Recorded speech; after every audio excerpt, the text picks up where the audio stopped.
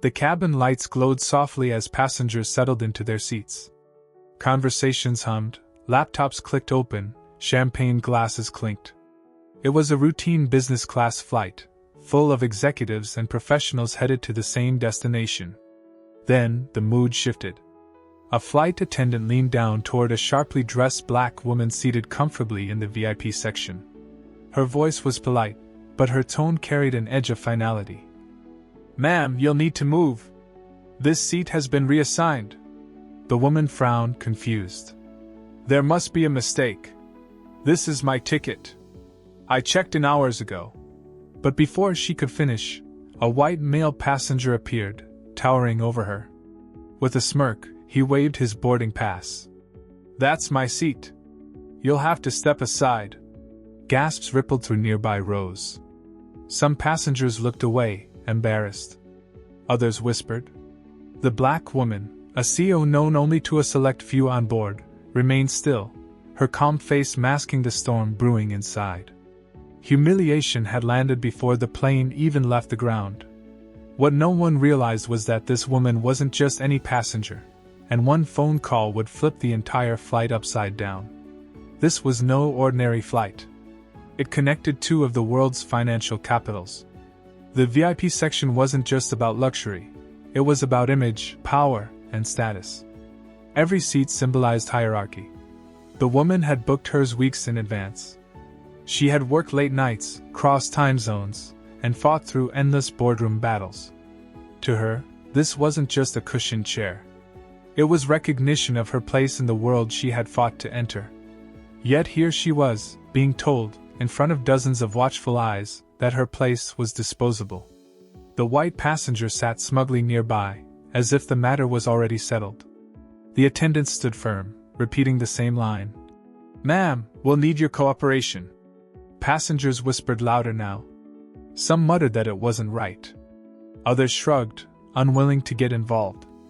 A few pulled out phones, recording quietly, sensing something explosive about to unfold. Dignity was on trial, and the jury was sitting in seat rows. But this was only the beginning, the moment before the storm. The man claiming the seat wasn't just any traveler. He was a mid-level executive, known in his circles for arrogance. To colleagues, he was the kind who cut lines at conferences, dismissed assistants without a thank you, and always assumed the spotlight was his. To strangers, he was the kind who leaned on unspoken privilege, expecting doors to open because of the color of his skin and the weight of his family name. He didn't just believe the seat belonged to him, he believed the world belonged to him. When the attendants backed him, he leaned into the role of victor. Smirking, he brushed imaginary lint from his jacket and crossed his arms as if daring the woman to protest further. To him, this wasn't about policy or tickets. It was about dominance, about making sure people like her were reminded of their place. What he didn't know was that the woman he was trying to humiliate had built an empire larger than anything he'd ever touched. And in this moment, all the resilience she had built would become his undoing. The woman sat quietly, her eyes scanning the attendants, then the passengers. She didn't raise her voice. She didn't flinch. Her name carried weight in boardrooms across the globe, though most in the cabin didn't know it yet. She was the CEO of a multinational company, employing thousands, steering billion-dollar deals. But her story wasn't written in corner offices and luxury hotels. She grew up in a working-class neighborhood, where opportunity was scarce, and respect even scarcer. She was the first in her family to attend college, the first to walk into a boardroom filled with men who doubted her every word. Every obstacle had been a lesson in patience, resilience, and timing. Now, sitting in the seat she rightfully purchased, she felt a familiar sting, one she thought she'd left behind years ago. The sting of being told she didn't belong. But unlike her childhood, unlike those early days in hostile boardrooms, this time she had power. Real power. And in this moment, all the resilience she had built would become his undoing. The confrontation sharpened.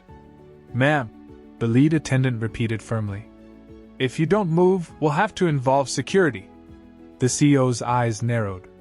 Around her, passengers shifted uncomfortably. The white passenger leaned back, smug, pulling out his phone as if victory was already in his pocket. Her hands rested calmly on her lap. But inside, her patience had thinned. Nearby, a young passenger whispered, "This isn't right." She was sitting there first. Another murmured, "Are they seriously doing this?" Phones clicked on. Recordings began. The story was no longer confined to the cabin. It was preparing to fly across the world. The CEO inhaled deeply, straightened her jacket, and reached for her phone. But just when it seemed she had no options left, one call changed everything. The cabin fell quiet as the woman dialed the number. Her voice was calm, but her tone carried authority sharpened by decades of leadership. "This is name withheld for script style," she said. "I'm on flight 482. I've just been asked to give up my VIP seat to a passenger who believes he deserves it more. I need you to handle this immediately." The attendants froze. Something in her delivery didn't sound like desperation, it sounded like command. The man scoffed. "Who are you calling, your husband?" The woman didn't even look at him. Within minutes, the flight crew's tablets lit up with alerts. The airline's corporate office was watching. Passenger reports began flooding in. Social media posts started to surface, hashtags forming in real time. Whispers traveled row to row. "She's the CEO? Of what company?" The captain stepped out of the cockpit, pulled aside by an urgent message. His face tightened. He approached the attendants, speaking in low, clipped tones. Suddenly, their postures shifted. Deference replaced authority. The entitled passenger blinked, his smugness evaporating as eyes turned toward him. The seat he thought he had claimed now felt like quicksand. Then the announcement came. "Ladies and gentlemen, we sincerely apologize for the confusion earlier. There has been a mistake. This seat rightfully belongs to Ms. Name." The cabin erupted, whispers, applause, even cheers. The passenger's face drained of color. And just like that, power shifted. By the time the truth came out, the oppressor's fate was sealed. The incident didn't end in the cabin. It ignited online within hours. Videos surfaced, hashtags trended, hashtag seat for respect, and hashtag justice at 30K feet. News outlets picked up the story. Talk shows debated it. The airline scrambled, issuing polished statements of regret. But the damage was done. The white passenger, once smug, was now infamous. His face circulated online, a symbol of entitlement and arrogance. His company, embarrassed, distanced itself publicly. The attendants faced scrutiny, their training and judgment questioned. The airline's brand wobbled under the weight of public outrage. And the CEO? She didn't post a single video. She didn't call a press conference. Her silence was more powerful than any statement. But what mattered most wasn't the punishment. It was the lesson that echoed far beyond the flight. When she finally spoke, days later, her words were measured, dignified. "This was never about revenge," she said. "It was about respect. No one should be stripped of their dignity because of prejudice, no matter who they are or where they sit." Her company rallied around her. Communities praised her composure.